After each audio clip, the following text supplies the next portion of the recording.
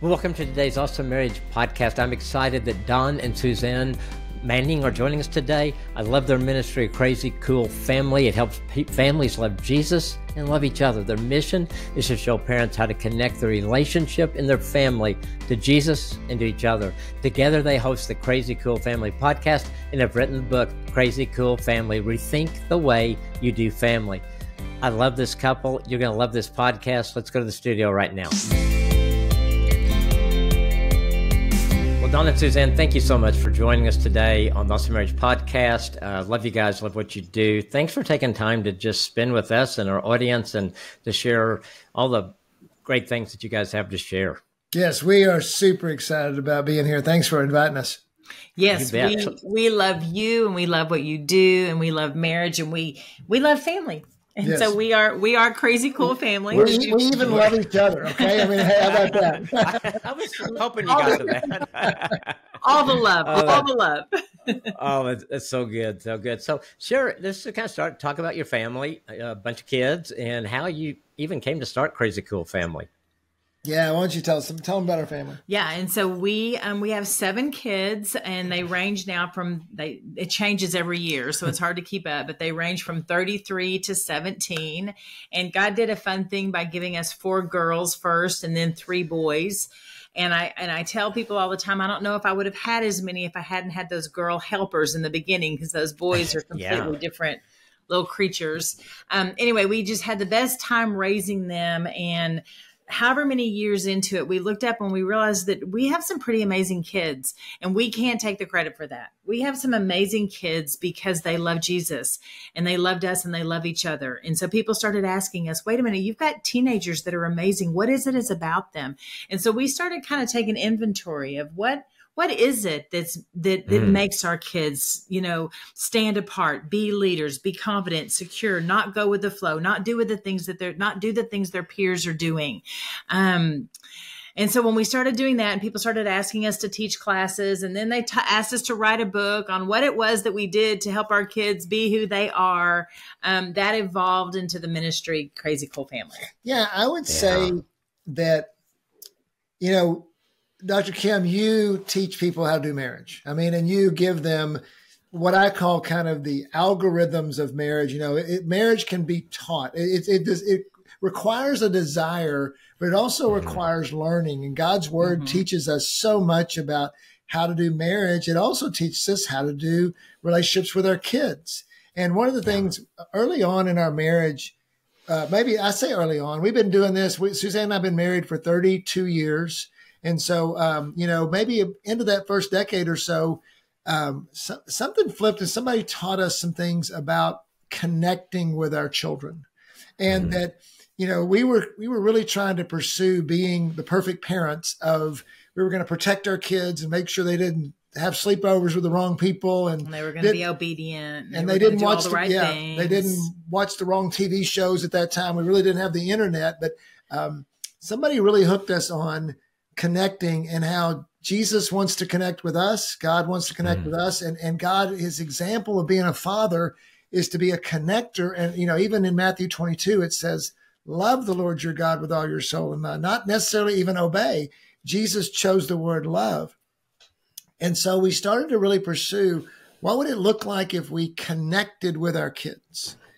And that's where Suzanne says, that's where the flip was. And we really started just trying to learn. We've never been, to seminary or anything like that. Really, we're just, I'm in the real estate business. I'm a CPA. She was stay-at-home mom. It was a school teacher. I mean, so we're just doing this as we're doing church and life and kids and work and everything. But we really learned some things about connecting. And that's really what we found was a huge secret to our kids, turning out. But today I will tell parents all the time, when you connect with your kids, we give them, and even the studies show, we didn't know what we were doing at the time, but the studies show and everything, that you're going to have a much better chance of having your kid turn out well and having a great relationship with them if you focus on connection versus all the control and the fear and all the things that are happening. And so that kind of became the basis when we started seeing that and seeing how it's undertaught in churches and everything else, that became a lot of the basis of why we formed Crazy Cool Family. Oh, that's so good. And so, we talk so much about connecting in marriage. I mean, connecting as humans one to another is essential if we're going to have the relationships be what we want them to be and to grow the way we want them to grow. And it reminds me of a quote I heard years ago by Josh McDowell. Do you all remember him at all? Yeah, absolutely. Had a big influence on my life, actually. Yeah. And he would say rules without relationship equals rebellion. And you guys are, that relationship part is connecting. And I think when we can do that with our kids, it makes such a difference in the other things that they face, which kind of leads us, today, I work with so many parents. I've got one family that just comes to my mind as we're talking, that they're so afraid of what their kids would face in the world and how they would handle it, and just stuff that just scares them to death. So how did you guys handle those realities? You said, obviously, you didn't have the internet when your kids were growing up, but we had other things. The internet's just one more thing, and it's a little more complicated for sure because it's so accessible. But how do you deal with that? How have you handled those realities, and how do you help people today handle those realities of that's a scary place out there for me, and it's really scary for me to put my kids out there? Yeah, and now your grandkids. And now my grandkids. That we're facing this too. Now we're seeing our grandkids, our kids raising kids. Yes. And so how would you answer? I was just going to say, just to start off with, what we would say to parents, and we say it all the time, is that don't look at the outside, look at the inside. You can't control the outside. You can put all the controls you want on technology, but reality is our kids are smarter than us, and they can get to it if they want to. And so if we don't focus on the outside and all the fearful things that are out there, and we agree they're fearful. We agree it's not good. All of that, but you can't control that. So don't waste your time and energy there. Go on the inside. You're going after your child's heart. And how do you do that? Back to that connection and that relationship. You've got to have your kids buy in. You've got to have you've got to have the conversations, an open conversation. You've got to be a safe place for them to be able to share what's going on in their lives. They're being exposed to things that we were never exposed to. Yeah. And if we don't have that connection with them to talk about it, then we won't even know. We won't even know how to help them through it. And so we've got to go to the inside. Let me give you an example. Yeah. I'll brag on my wife here because she's an amazing connector. I always tell dads, if you'll become a student of your wife instead of her critic, you'll be amazed what you learn about family. And so, let's take TikTok, for example. So TikTok came on the scene, a few years ago, and everybody's terrified of TikTok, and rightfully so. Even Instagram, whatever it is, they've all got stuff on there, YouTube, everything. And so, but TikTok was one that's new, so it's a great example. And so, Suzanne, I'll let the boy remain nameless, so I won't name the boy, but but one of our boys is starting to use TikTok. And so rather than say, oh my goodness, this is terrible, let's limit it. You can't use TikTok. This is terrible. It's evil. The world is evil, all this stuff, which really has a lot of truth to it. She says, tell me about TikTok. Would you explain to me what TikTok is about? Well, now we've turned our teenage son into the authority on TikTok because he knows. And so he starts waxing eloquently to his mother about all the TikTok. And so she's able to keep asking questions. Well, tell me about this. And so what's the danger of it? What's the good of it? What do you like about it? How does it help you stay connected? What's fun about it? And so he's an authority on it. He literally is, knows all about it. And so, then she's able to have discussions with him about, well, what's the danger to your heart, and what are the good, what's the benefits of it? And over time, he doesn't have TikTok on his phone anymore, but he made the choice himself. Yeah. But it may not be that they would that was the great success, but it could be that you have discussions about what would you agree might be appropriate limits for TikTok. And now you've gotten buy-in, you've gotten your discussions, and sometimes these discussions are hard, but it's better than, no, we're going to do this, this, and this, and then what does that make them do? It makes them go hide. And so, and those are the things she's talking about. That's just an example of one thing to connect with your kids. Well, parents want to protect, which we are. I mean, we're there. We've given that newborn tiny baby, and we're designed to protect them. But the trajectory is to teach them self-control, to teach them to go out in the world, not protected. Did I say the word wrong? You said trajectory. What a great word. It's a combination of projection and trajectory. And she got trajectory out of it. I was like, wow, that's amazing. I would like to rework the English language to be able to use the words that make the most sense to me. Anyway, I think that should be in the dictionary. Yeah. We're gonna. Hey, I'm gonna patent that. That's awesome. Anyway, but I don't even know if I can remember what I was saying. You were saying trajectory? Yes, you gotta change the trajectory. We can't protect our kids. We have to empower and equip them to protect themselves. So if we stand as parents, if we stand in the gap and say, you can't do that, then all that's going to do is make them want to do that. I mean, right. as a human, when I tell myself I can't have that cookie, all I think about is that cookie. I mean, that's all I want. And so how much more is our teenager going to do that? And so as parents, if we can flip it to, I'm not going to control and protect, or protect and control you. I'm going to empower and equip you to make good choices. Yes. Then, I mean, you've got amazing teenagers.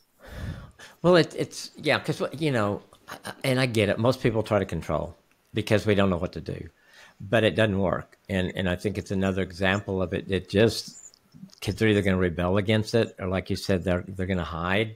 And helping, that was one of the things that when you said that we did with our kids. I remember there's a movie that came out when our daughter was probably 13. All our friends were seeing it. So I thought, okay, will you go with your dad to see it? And so we did. And then we talked about it afterwards. And the things that I would have been concerned about, she brought up, and it gave us a chance to talk about it. And I think it just opened that door for that kind of communication to continue, because as she is an adult now with 2 kids, we still have that. And it started way back. And so I think kids respond to that. And I think it makes it easier to parent, don't you? I mean, because you're thinking, a lot of times we don't give our kids the opportunity to share what's going on, because no, you can't do that. You can't go there. You can't, whatever it is. And we don't even listen to what's going on with them. And I think kids are wired to, they want us. They want us on their team. They want our input. They want to do what the world is doing, but they want our input in that. And so many times we alienate them. They actually want our boundaries. I mean, that's another thing that, just like that we as adults, I'm trying to live for the Lord. So I want to surrender to his will.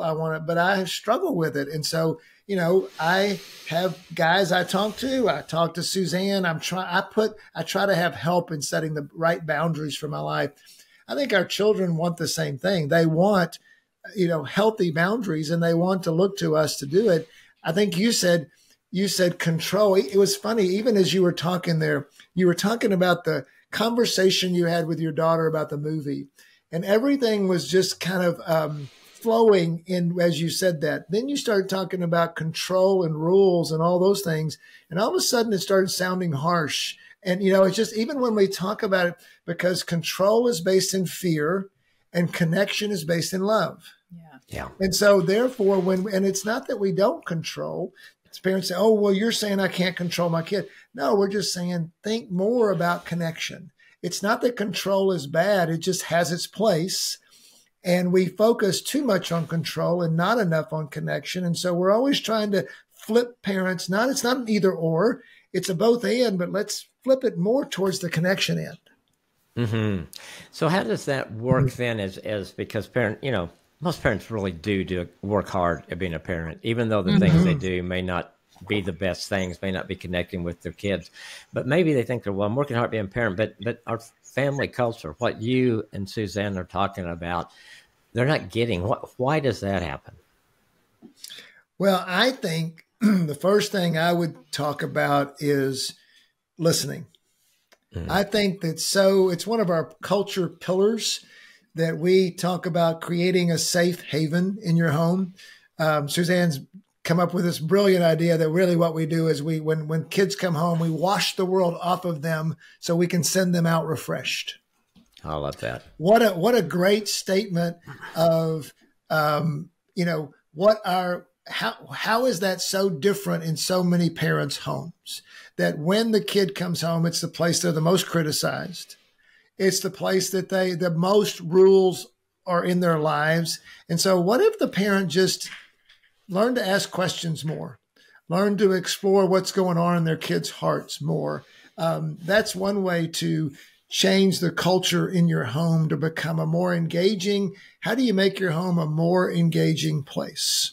I love what you said. I was just going to say that. I was just going to iterate on the listening, how important that is, and because you can't just sit there and listen to your kid talk and then go ahead and say, "Well, this is why you can't do that." I mean, you've got to let them know that you really heard what they said, because then again, that connects you. Suzanne, you had something to say. No, I was just going to say, and along with that, the hand in hand, he just talks about that home being the most critical place. One of our first pillars is encourage extravagantly. And I think that, I mean, I remember thinking, this is so crazy. I remember thinking as a parent, I can't tell my kid how amazing and awesome they are because they'll get the big head. They'll have pride. And somewhere along the way, and I wish I could remember who I could give this credit to, they said, no, you need to be your child's number one cheerleader, because you can bet that the world's not cheering for them. Social media is tearing them down. Movies, TVs, comparison, coaches, teachers, they're not on their team. And so as parents, to create that family culture, to create home and family as a place where our kids want to be, encourage them. I love you. You're amazing. You're incredible. You work so hard at that. You're such a good student. I love it that you've cleaned your room up. You're so neat and tidy. You're so artistic. I mean, whatever it is that you can do, because to encourage them means to put courage into them. And isn't that what we want more than anything, is our children to go out into the world filled up with so much courage that there's nothing that the world can say or do that's going to tear them down. And I think that, you were talking about how parents are working hard. That's what we see too, Dr. Kim. We see parents that are working hard, but they're many times losing the battle because they're working hard at some of the wrong things. And that's all we're doing. We never tell parents they need to work harder. They need to work differently. And becoming encouraging and being a listener are two ways to do that. Let me give you an example of that. So, what we try to do is flip parents' thinking about how they are approaching their child.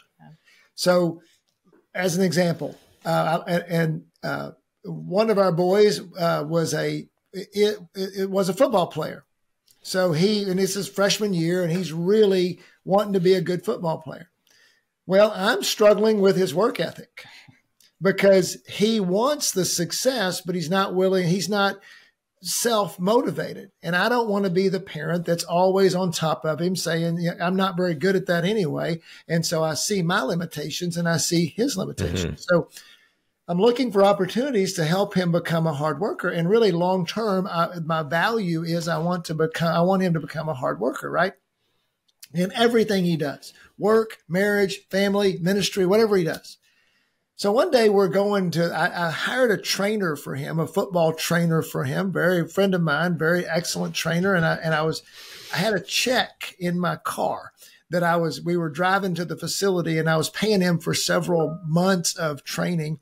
And so I had that check in my car, and I said, hey, pull out that envelope and open it up. And he opened it up, and there's a large check in there.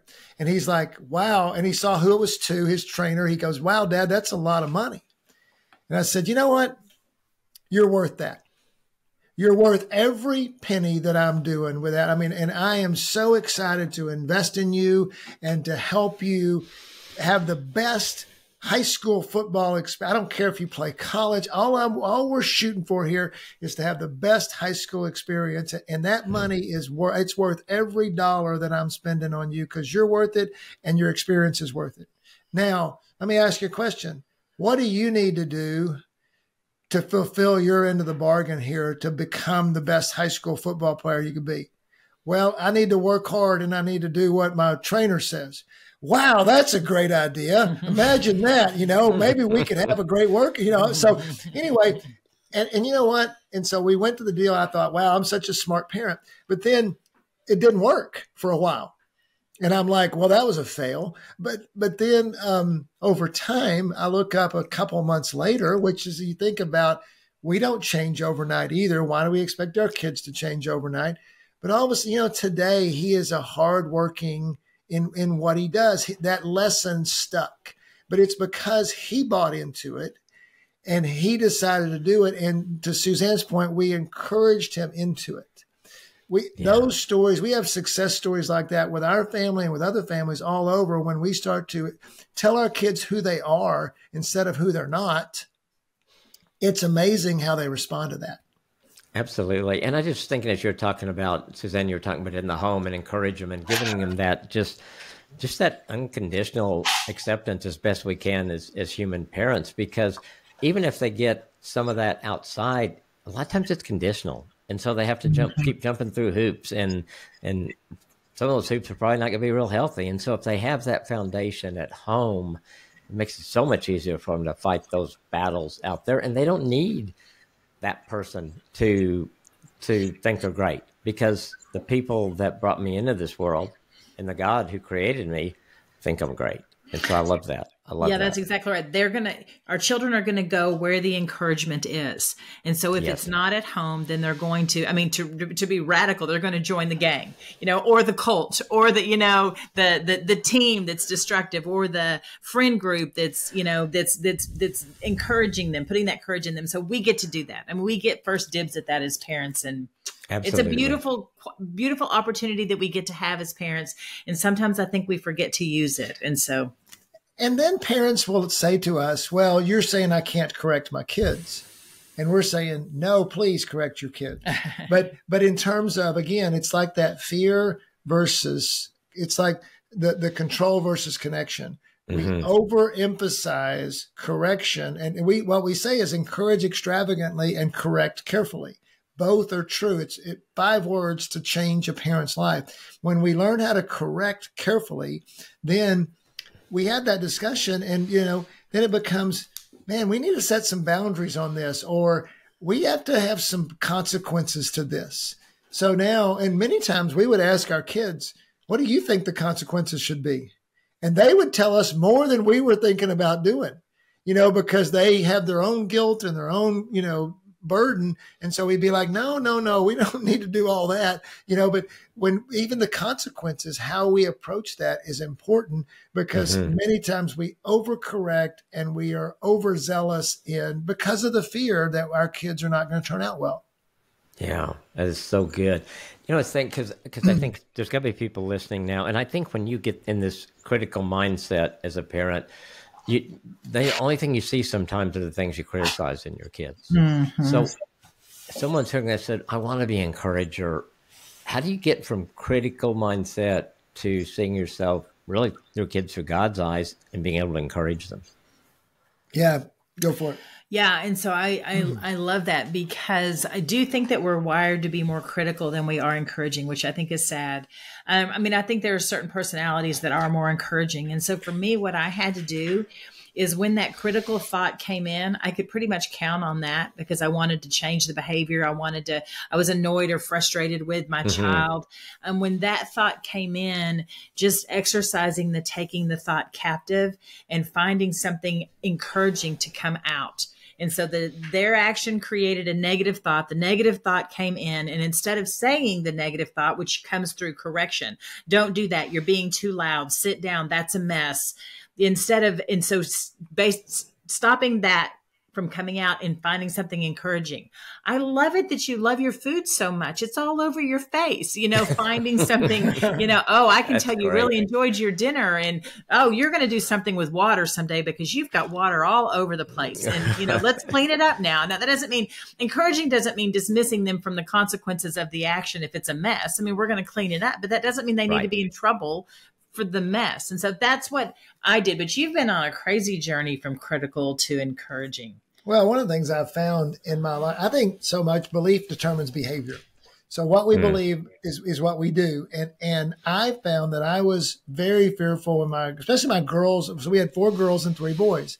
So we've got all these girls, and I'm like, I'm scared to death they're not going to turn out well. I'm scared to death they're going to follow the world, all the things a dad imagines his daughter doing, when they're teenagers and beyond. It's like, and so I'm a teacher at heart, so I would correct them. And when they didn't get it right, I would correct them again. And when they didn't get it right again, and I'm thinking I'm doing great. And sometimes the corrections would turn into a lecture, which is a long, tedious reprimand. And who wants to be a part of that? It often turned I would say it often turned into a lecture because I wanted to make sure they got it right. I was a zealous father, but I found that, I was actually alienating them. And the more I talked, the more it was actually pushing them away. And I was like, why is that? And what's the source of that? Well, the source of it's my fear. And one of the things that flipped for me was, and Suzanne wouldn't get onto them as much, and I was like, well, you should get onto them more. I wanted her to be more like me. But, and one day I really asked her, I said, why don't you do that? And she said, I just believe God's got them and he's going to help them to turn out well. And I was like, you know what? I don't have faith. I don't have a belief that they're going to be great and that God's got them. And I think that God wants us to have faith. Well, I know he does. I mean, he says it in scripture, increase my faith, have faith, oh, ye of little faith. And for me, when I started to flip to have more faith in what God was going to do with my family, I started to be more encouraging with them. I started to believe more, and I started to speak out of my belief more than my fear. Does that make sense?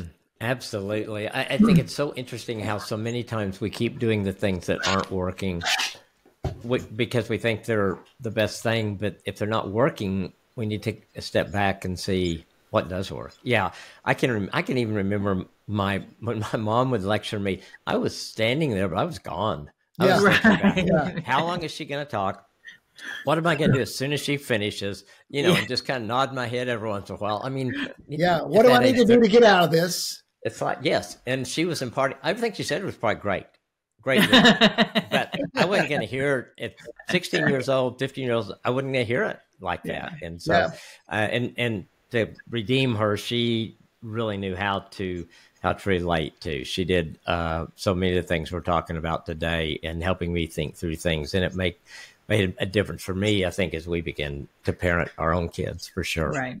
I remember, I had you think about different moments when you really have marker moments where you learn things. And so my youngest daughter was in a performance at church, many, many years ago. And so she comes out and I think, she came out and I said, Mackenzie, great job. I was kind of about that tone, that was kind of the way I encouraged, great job. And I thought, well, that's awesome. I told her great job. A buddy of mine came up behind me and he goes, Mackenzie, that was amazing. Oh my goodness. You guys just flowed upstage. You could tell how hard you worked at that. And I am so proud of you. And I was like, wow, I just butchered my encouragement, didn't I? Compared, and it made me think, I needed to become more enthusiastic, encourage extravagantly. It's what ultimately came for those two words. Yeah. And I learned to just be silly almost about it. It feels silly for dads, especially, I think. Suzanne and I were talking about getting a big head, but I think, and now I just love it. I love to be an encouraging person, not just encouraging parent or encouraging spouse. Yeah, absolutely. And I think it continues as our kids become adults. They still love that encouragement. Oh my gosh, I can't believe you got that promotion. That's the first time they've put a woman in that position. I'm so proud of you for doing it. Just continuing to look at that, because I don't think, just like in marriage, we don't tire of hearing it from our spouse. Our kids never tire of hearing us encourage them. And Dr. Kim, along with that too, even like now that we've got grandchildren, we've watched our children become children. I mean, our children have children. I mean, and that's just such a beautiful thing. And you've got to experience it too, to watch your it's just so amazing. But to encourage our children and their parenting. And that's what Crazy Cool Family is all about. It's all about encouraging the parent, because parenting is hard. And we've got that negative self-talk all the time. I could do this better. This is harder. I don't want to do this, or whatever that is. So to have another voice come in and say, you're doing it. Well done, parent. Keep doing it. Love your child. You know what? Did you hug them today? It was a win. Did you keep them safe? It's a win. Did you feed them today? It's a win, And so I think, we all need encouragement, but for sure, those parents with young children need encouragement just as much as the young children need encouragement. Absolutely. We were talking earlier about your daughter that has a 431 and is pregnant, and so, they need that encouragement, because parenting is different in so many ways today than it was when you guys were raising kids, as far as the outside world. The principles you're talking about are eternal. For the parents that are listening today that have young kids or even teenagers or whatever, our message today, we didn't realize it when we started creating this, 15, 20 years ago, and what you're creating with your marriage connection. But, particularly with our kids, because of technology and culture, connection is more important today than it's ever been. And harder. And it's needs. And therefore we've got this, because what happens is we see this with parents all the time. Because of technology and culture going the other way or becoming more invasive, they are becoming more fearful. Well, again, what does fear lead to? More control, which the enemy wants to put in there and say that's going to alienate. It's alienating and causing so much anxiety, so much stress, so much depression, loneliness, all these things that a parent has the power to have a huge impact in as they go into the connection mode. Absolutely. Yeah, that's so good. So let's talk, and probably this is probably more as we get into teenage years where they don't talk as much. Parents, will say, well, they won't talk to me. I'm trying to be a good parent. So what's a parent's role in that, and how can they start to change? Now, I think if we start early, sometimes that carries through well. But say we've gotten to the point in my 13-year-old that used to just talk all the time. It's all one word answers. Can't get anything out of them. Everything's fine. That kind of thing. How do we change that?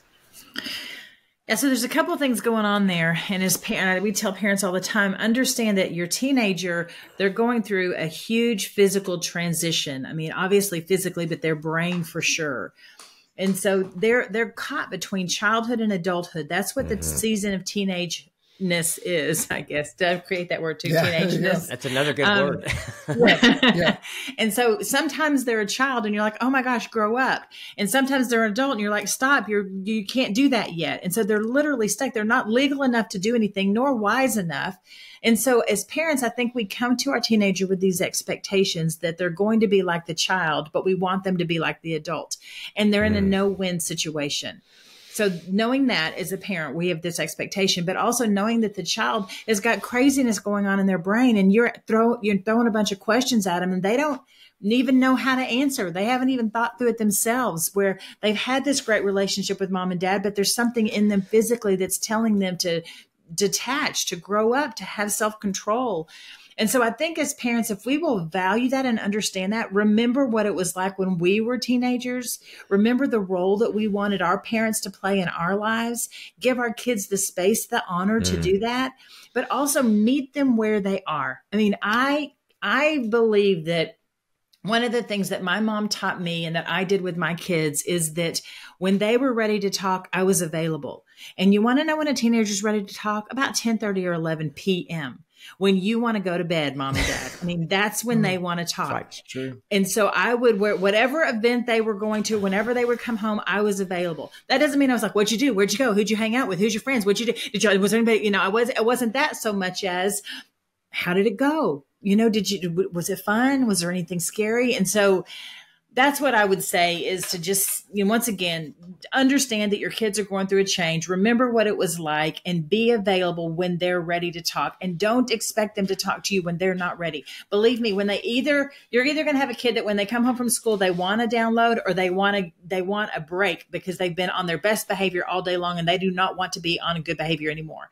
And so they want a break and maybe they want to go to their room and And then maybe dinner time they want to talk, but chances are it probably won't even be dinner time because all the siblings are there and they're not going to tell you anything that they didn't want, And so it's probably going to be as soon as you want to go to bed, that's when the teenager wants to talk to you. Well, and I think that's true. And then Suzanne you create certain values in your family. And like one of those for us is that when a kid comes home at the end of the day, end of the night, they're going to come talk to us.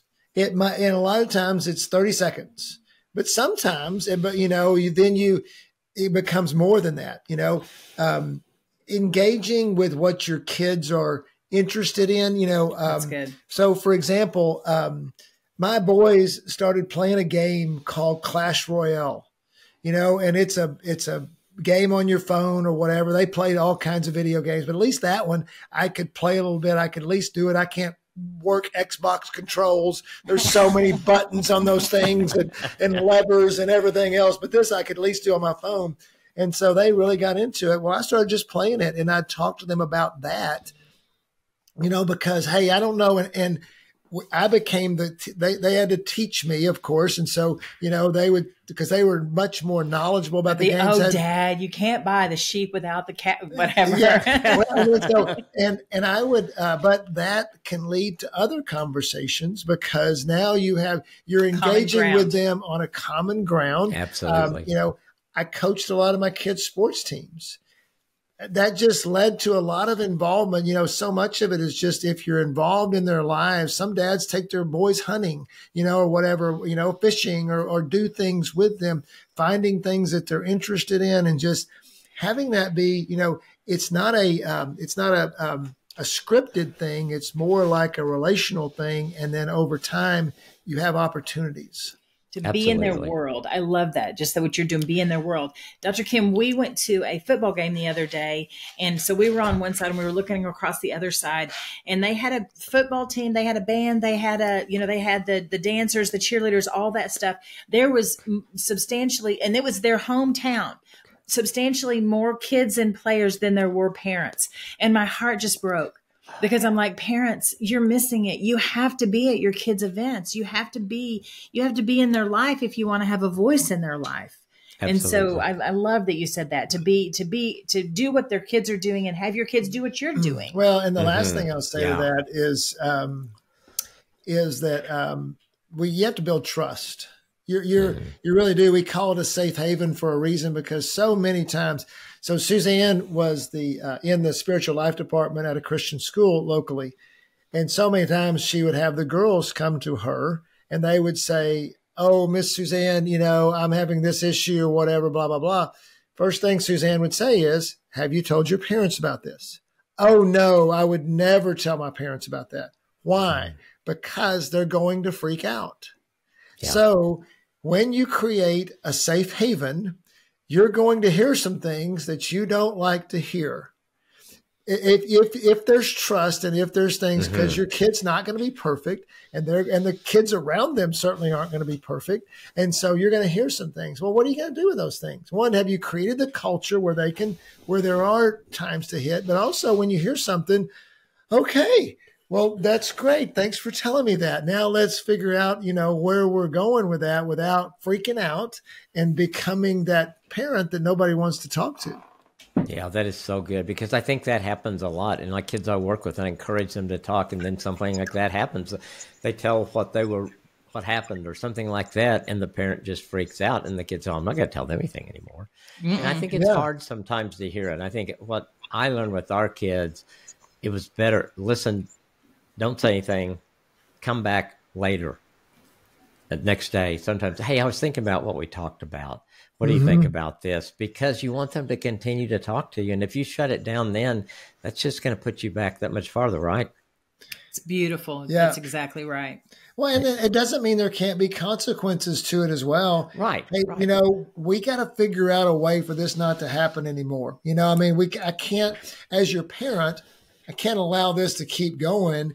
But I'm so glad you told me, and I don't think you really want it either. Whatever it is, and being able to not put the hammer down. We tell parents a lot about discipline. The discipline hammer is always in your pocket. And if you'll put it there and just leave it there instead of immediately pulling out and just banging it around, and many times you bang it around and you tear up all the wood around it rather than the nail that you're trying to hit. But but leave it there and pull it out when it's needed and hit it hard, but hit it firmly and in the right spot, and then you will be able to create that listening environment. Kids know they're going to be disciplined sometimes. We know we're going to be disciplined from the Lord sometimes, but But if we see it in the right context, we will accept that discipline a lot better. Absolutely. Absolutely. It's so good.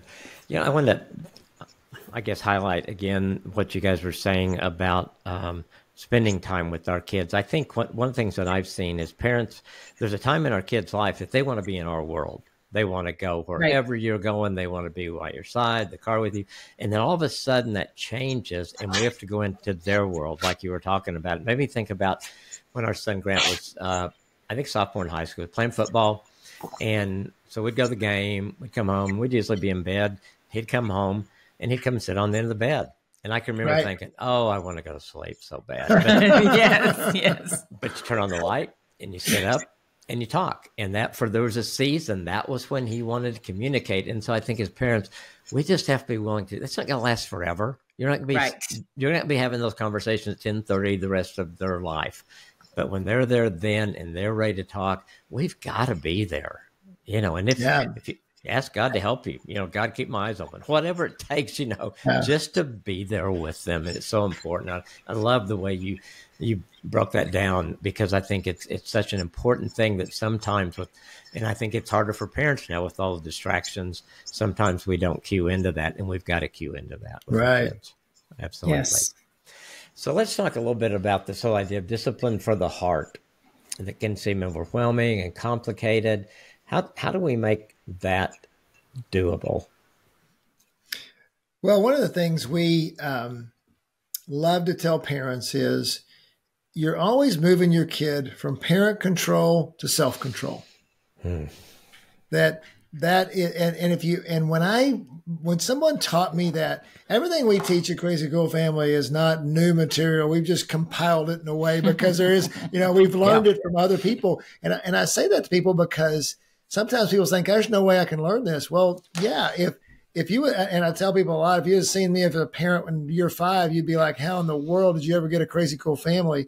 But it's because we learned and people invested in us. Well, when someone taught me the goal of discipline is self-control, and that when situations come up, they are opportunities to build self-control in my kids, opportunities to change their belief system, opportunities to build them up for the next stage of life.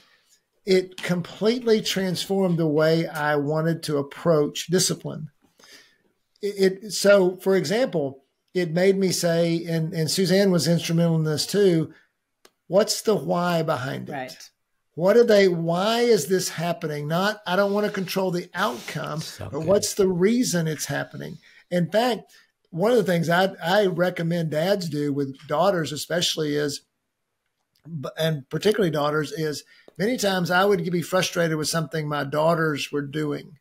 And I would ask Suzanne, wait, this is how I'm thinking about this before I ever talk to the daughters about it. And then she would say, well, they're hungry. That's the real deal, or whatever, or maybe this would happen. And we would approach how I would discipline that. And many times I would still discipline it, but sometimes it would be, I didn't do anything because, I understood where they were coming from or whatever like that. Understanding the why behind what your children are doing and believing that you're moving them to self-control and away from your parent control were huge factors in helping me to discipline to the heart. Absolutely. And all that takes more effort. It takes more intentionality, but it's so worth it. It's so much easier to just yell. Well, it does, but that's true in the front end. Yeah. I always say that anger works in the short term, but like today, what I would say is, and that was a big motivator to me because I'm like, I want efficiency. I want things to work and I want systems and structure. But I'm like, really what I found is if I could make my kid buy in, that's where Jesus says at the end of Matthew 11, my yoke is easy and my burden is light. When when things are happening and we get them to buy in now, I don't ever look at my kids' grades anymore. Why? Because they're self-disciplined to know that they're going to, I don't have to look. I talk to them about it. Hey, how are your grades doing? Well, Dad, I'm making A's. Okay, great. That's awesome. Go keep it up, Yeah, yeah.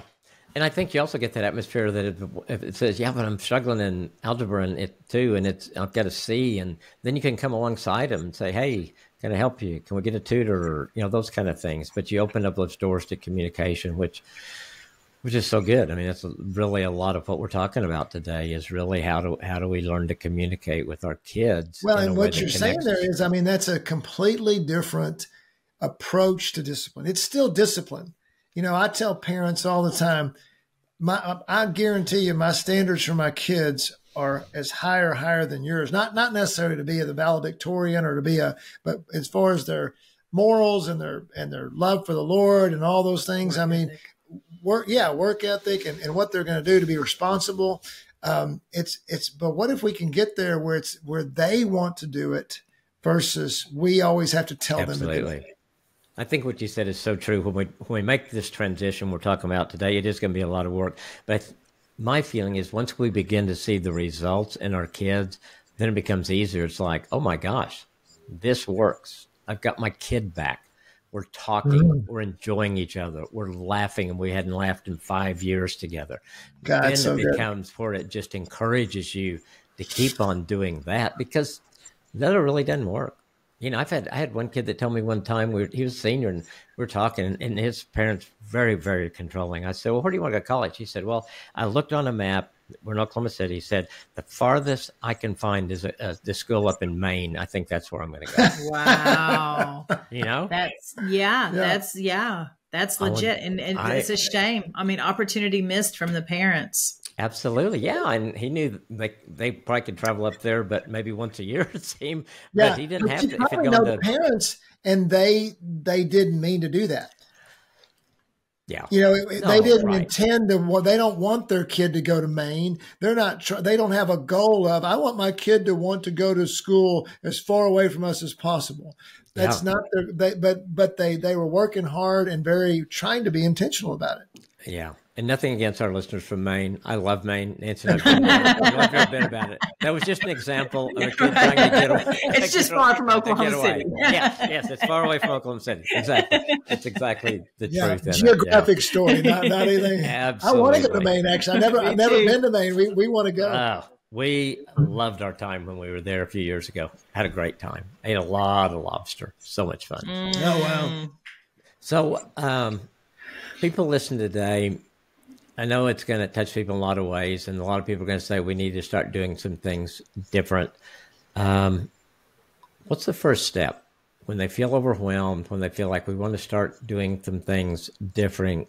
What would you say is their first step in getting things more of what we're talking about, this way of parenting, as opposed to maybe what they're doing today? Come see us at crazycoolfamily.com. Well, no, what I'm saying is... No, let me do first and you do next, because mine's way better. Mine's more spiritual. Yes. And then you need to wrap up with a commercial. No. I was going to say, just stop. Just a super simple first step that's not input necessarily, because we want that for you too. We want to encourage you and empower you. But my first step is to just stop in your tracks and ask the Holy Spirit. Yeah. Holy Spirit, how do I respond to this child? How do I react? How do I interact? How do I communicate? How do I connect? And so that would be the first thing, is to just invite the Holy Spirit in. He's right there. He's been sent as the counselor to help us. He knows our kid. He knows us. He knows us and our unhealth. And so he knows where our sin is. He knows where our selfishness is, and he knows the buttons that our kids push in us. And he's trying to work those out. He's trying to get us to be more like Jesus. And so if we can just invite the Holy Spirit in and start realizing that our children actually are sent as a sanctification for us instead of this person that we need to control. And anyway, and so that's what I would say, is ask the Holy Spirit in every situation. Okay, Tag, you're in. Now you answer. No, when I was making a joke, really, because I think that's a good joke. But yeah, because the Holy Spirit is I think a lot of parents just don't know what to do. Right. And so when I say come to crazycoolfamily.com, what I really mean is, how can you learn how to be different? I mean, what Suzanne and I did, that is, we had a desire to have great kids that love the Lord. But then I realized, especially when I had 4 girls, I was like, I don't have a clue what I'm doing, and what I'm trying is not working, and I'm trying. So I think unless we read the books, and we went to the conferences, and we were in small groups, and we got all the input that we could. That's all Crazy Cool Family is it's an output of all the input. In fact, that's what, the reason I say come to Crazy Cool Family then is because that's what we've done, is we've summarized that, basically, just like you do with marriage. We have really tried to hone in on what's critical. And so, how can parents learn quickly? You can learn it's kind of like Jesus.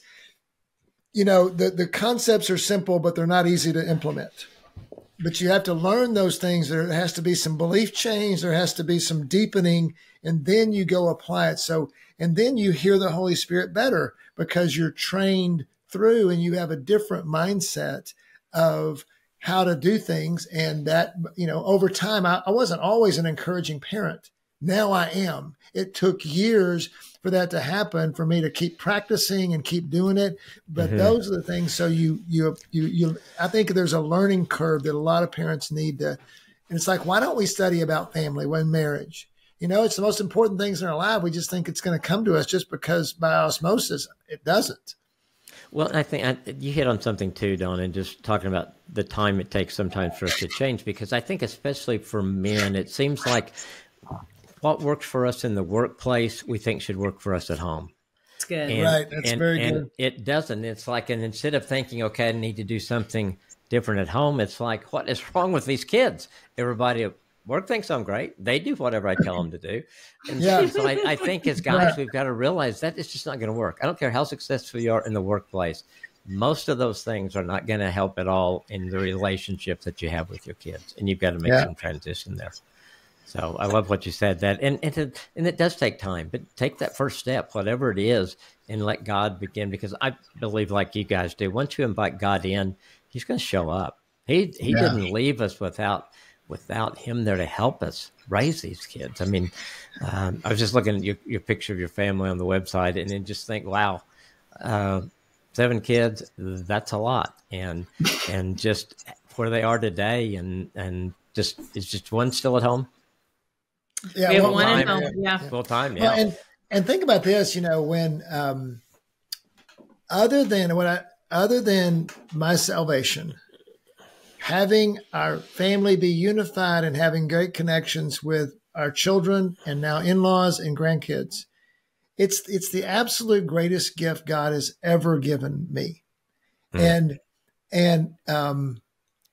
I can't, and I want and what's wild about it is every parent can have that. Yeah. I believe that every parent can have a crazy cool family. It is possible. It is not like Don and Suzanne are some brilliant scientist and created the cure for cancer. We created the cure for a family. We didn't. We learned some things that anyone can learn. And we loved it so much that we want to share it with other people. Yeah, exactly. Yeah. And so it's everybody can win at this game. In fact, sometimes we look in family and there's competition in families. And I say, you know what? God's got a different definition of competition. His competition is that we defeat the enemy, not that we defeat each other. Yeah. And everyone can win at that game. Let's go together, figure out how to defeat the enemy rather than figuring out whether my kid's better than your kid and all that stuff and all those things that we do with our comparison game. Yeah. I love the passion you guys have. I just think back to the first time we met, and I'm not sure how long ago that was, Don, but you were just making the transition from the workforce, from the business world to full-time to do this ministry. And what I saw more than anything, that one, I saw God had gifted you guys in amazing ways, but your passion to help, like Suzanne just said, to help other people experience what you guys experience, and the willingness to share your knowledge and what God has done. And you've put it in such an easy way for people to grab hold of and to have hope and to begin to do some things that are going to make a difference, not only today, but eternally. as their Yeah. kids and their kids' kids, and all those things happen time after time. So cool. Yeah, they're changing legacy. Thank you. And we're just feel like in many ways we're following in your footsteps. You've been you've been doing this for decades, and you're our hero. Well, I don't know about hero, but thank you. That's really sweet. Okay, last question. What are you loving about your marriage today? With 6 out, 1 in, and all the other stuff going on, what are you loving about your marriage today? Tag, you're in. Well, yeah, I would say of all the relationships, the marriage one between us has probably been the hardest because of all the distractions and because of that. And so I think what I'm loving the most about our relationship right now is that we have taken being for each other to a whole new level. And so I would say, like earlier in our marriage, there was this competition that Don was actually talking about, and that's not there anymore. Now it's like, oh, we're on the same team. We're for each other. He's not against me. When a negative thought comes in, I actually have a positive action thought that comes in that he's done. You know, like, oh, if I have a negative thought, Don doesn't love me. And then I go, wait a minute, he just sent me flowers. Or Don does, he just, and so I just love it that we are proactively pursuing each other at a level that we've really never gotten to do in our 32, almost 3 years of marriage. That's so good. When I'm 32, what I'm loving about our marriage today is that we are pursuing intimacy. And I don't mean physical intimacy, but that's part of it. But I mean, I think that, what Suzanne says is that intimacy means you are into me. You desire to be with me. And so. And to know me and to adore me and to respect me and, all those keywords that are marriage, Yeah. And so I like it that we are for a while, for the first 20 years of our marriage, I feel like, and maybe even more, maybe 25, we had barriers in our marriage that were where we didn't trust. There were things that we still had a good marriage. I mean, we got along. We didn't fight that much. I mean, it wasn't like we were in the ditch. But there were certain places we wouldn't go because those places didn't feel safe. So years ago, we started to explore that. We actually got a marriage coach. We have a coach that works with us, a couple that works with us and it helps us to explore things. And it's really helped us to break down those barriers where we have greater intimacy and there's a greater safety in our relationship. And so that's what I really like about our marriage today is when I talk to Suzanne, I feel safer. I feel more and I can be more of myself. So often I think in marriage, we don't feel like we can really be ourselves because that true self is if we perform a certain way, then we're going to be accepted. But if we don't perform, then we're going to be criticized. And yet we just want to be ourselves and be able to have someone love us. Our best selves. Right. Well, I think we want to be loved though, whether we are our best selves or not. For sure. Exactly. And so that's feeling like that's more that's happening in this marriage today than it was in the past. You just made a great definition of an awesome marriage. All the things we know a guy. It's all about awesome marriage. Well, I think as time, I see that with us, that the pursuing today is different than it was when I was trying to get her to say yes. Because you do remove barriers over the years and you work through things, and there is a trust and a level of intimacy, and it's just a joy it's to serve each other. We've talked about that a lot the last year or so of just wanting to serve each other. What can I do to make her life better today? What can she do to make my life better today? And it's a lot easier with no kids in the house or one kid in the house than it was when there's a bunch of kids in the house. So no doubt. It is. Guys, I love what you guys do. crazycoolfamily.com guys, go there, listen, look at what's there. There's so many resources there to help you. Any other places you'd like them to find you? Well, no, I think the crazycoolfamily.com, what I want to say is we're about to introduce, so I don't know when we will get it finished, but we are about to introduce some great new products that are going to be really helpful for parents. A couple of them are, one of them is workbooks that people can work through our curriculum. We really would love for everyone to go through our curriculum. And by the time this airs, probably the new website and workbooks will be out. We're also coming out with a daily email that I'm super excited about. Just 90 seconds. People can, it's got an audio link with it, where we basically just drip Crazy Cool Family into you every day that you want.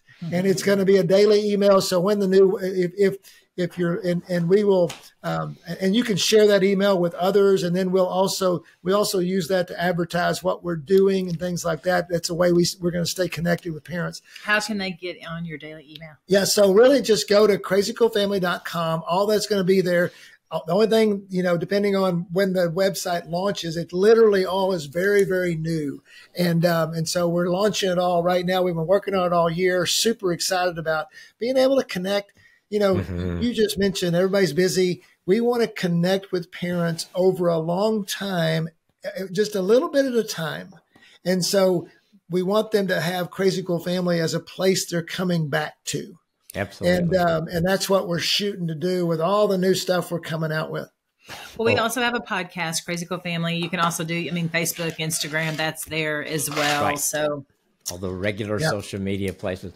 I love the idea that you guys are going to have the daily email. I think we started out 2015 or whatever with the one thing daily email, Monday through Friday. I've seen more change in people because it helps you be intentional every day about your marriage. This will help them be intentional every day about being the parents God created them to be.